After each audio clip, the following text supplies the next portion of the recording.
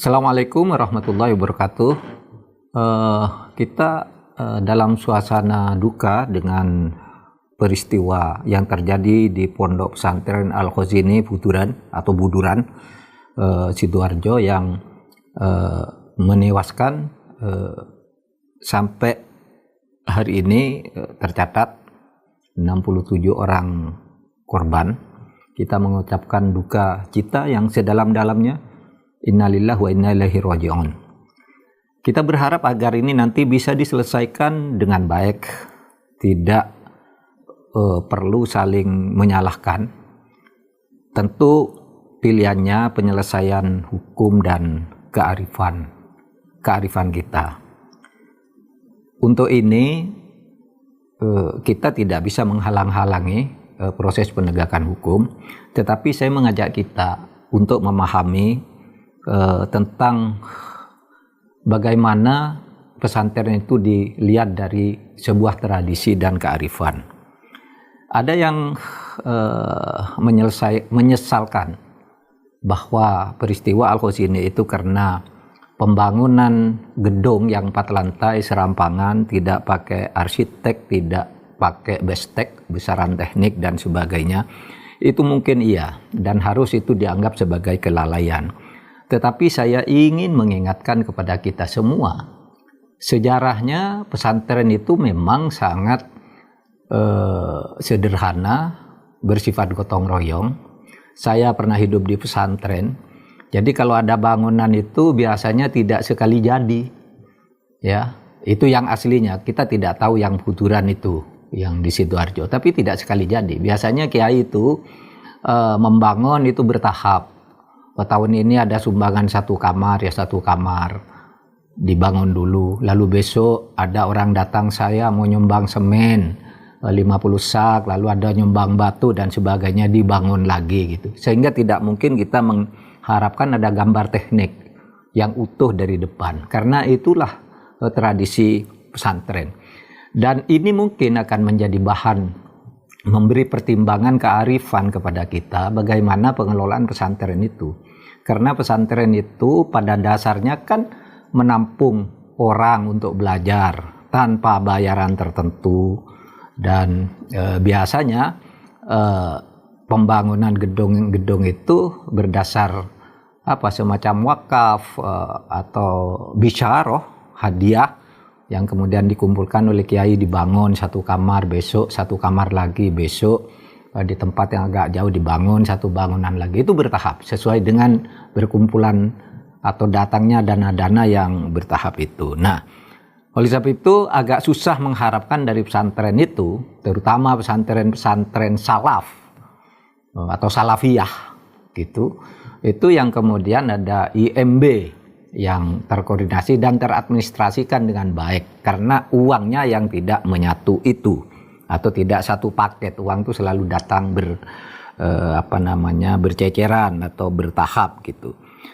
Nah, saya teringat pada tahun 2009 sebagai ketua MK, pada tanggal 31 Maret tahun 2010 saya membatalkan sebuah undang-undang, yaitu Undang-Undang Badan Hukum Pendidikan.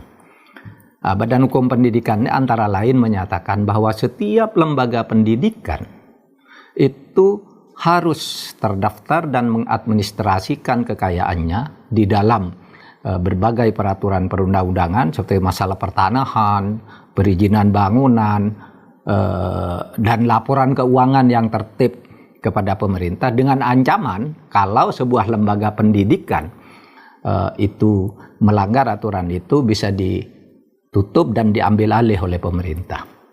Nah, undang-undang ini bagus dulunya, idenya bagus, tapi sebagai bekas santri di pesantren, undang-undang ini saya batalkan, atau kami MK membatalkan. Karena apa? Karena kalau dengan aturan itu pesantren bisa tutup. Pesantren itu umumnya tidak punya pembukuan yang tertib, karena kalau ada orang datang ngasih uang, ada orang datang ngasih semen, ada orang datang bilang mau nyumbang kayu dan sebagainya, dan itu hadiah kepada kiai pribadi.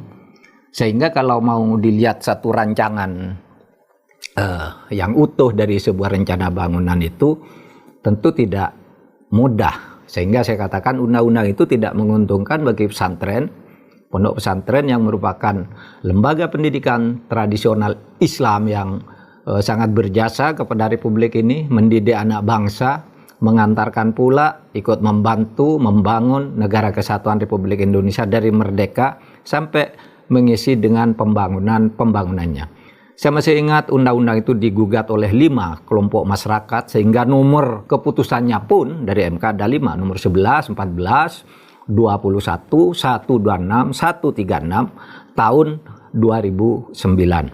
Nah, saya ingin mengingatkan ini, mari kita berpikir dengan penuh kearifan, dengan memaklumi apa yang sebenarnya terjadi, bukan harus membenarkan, tapi memaklumi dan memberi pertimbangan-pertimbangan bahwa di negeri ini kita sedang mengarah pada satu cara-cara penyelesaian yang arif sesuai dengan budaya kita, akan masuk di dalam tata hukum kita, yaitu restoratif justice, ya, keadilan yang arif lah sesuai dengan adat budaya kita. Jangan sampai pesantren dipojokkan. Tentu kedepannya pesantren ya harus kita arahkan bersama-sama. Kalau ada bangunan-bangunan besar dan sebagainya, pembukuan dan sebagainya, supaya mulai diperbaiki secara pelan-pelan. Meskipun pada dasarnya dimanapun pesantren itu biasanya ya milik kiai, karena dulu kiai yang mendirikan, tanahnya sendiri, lalu kalau ada wakaf diserahkan ke kiai juga, bukan ke yayasan, sehingga pembangunannya pun lalu kiai sebagai pengasuh gitu kadangkala tidak bisa gitu membangun dengan sempurna seperti di dalam tata aturan yang ditentukan oleh pemerintah dalam pembangunan gedung-gedung dan sebagainya. Kita selain restoratif justice juga punya prinsip kemanfaatan hukum. Kita berharap apapun, proses hukum apapun yang akan dilakukan terhadap pesantren ini, pertama tidak memojokkan pesantren, ya. Ya kita perbaiki bersama-sama, tidak menyalah-nyalakan pesantren juga yang terlalu jauh gitu. Karena hukum itu selain perlu untuk kepastian karena ada aturan, juga harus ada keadilan sesuai dengan hati nurani, tapi juga di samping itu harus ada kemanfaatan. Nah, ini yang saya harapkan penyelesaiannya untuk pesantren Al-Khazini Buturan Sidoarjo, mudah-mudahan bisa diselesaikan dengan penuh kearifan dan keindonesiaan kita yang kaya dengan pondok pesantren. Assalamualaikum warahmatullahi wabarakatuh.